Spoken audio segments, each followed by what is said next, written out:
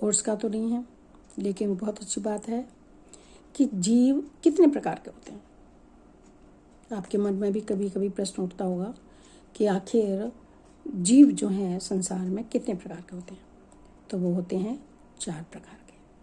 पहले हैं स्वेदज, यानी जो देह के साथ उत्पन्न होते हैं, यानी पसीने से उत्पन्न होते हैं, जैसे जूं। आपको कहीं से भी कुछ बाहर से नहीं लाना पड़ता, आप गंदे रहो, पसीना आता रहेगा और उसमें अपने आप जूं पैदा हो जाते हैं। और दूसरे हैं अंडज, यानी जो अपना शरीर एक अंडे के रूप में होता है और अंडे से फिर पैदा होते हैं।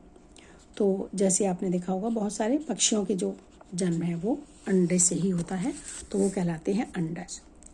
तीसरे नंबर के होते हैं पिंडज, यानी जो देह के साथ उत्पन्न होते हैं उन्हें कहते हैं पिंडज। जैसे कि मनुष्य, पशु सब अपने कैसे होते हैं, अपना शरीर लेकर आते हैं। जो भी बच्चे होते हैं, चाहे गाय का है, चाहे बकरी का है, चाहे बिल्ली का है, किसी का भी है, तो शरीर लेकर आता है। मनुष्य तो है ही। और चौथा है जिसे हम कहते हैं उद्भिज। उद्भिज में क्या आता है, जो पृथ्वी को फोड़कर पैदा होते हैं, यानी कि पौधे, वनस्पति, ये जमीन से निकलते हैं। तो आप सोचो सारा संसार को अगर हम बांटें कि कितने प्रकार, ये भी तो जीवधारी हैं।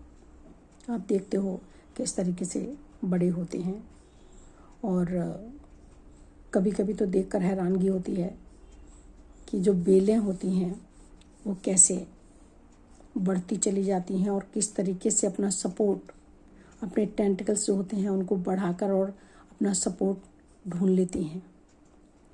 तो इस तरीके से ये भी जीवधारी हैं। वैसे भी ये बताया है भाई कि वनस्पति में भी जान है, इसीलिए तो बढ़ते हैं, इसीलिए तो मरते हैं, फलते फूलते हैं।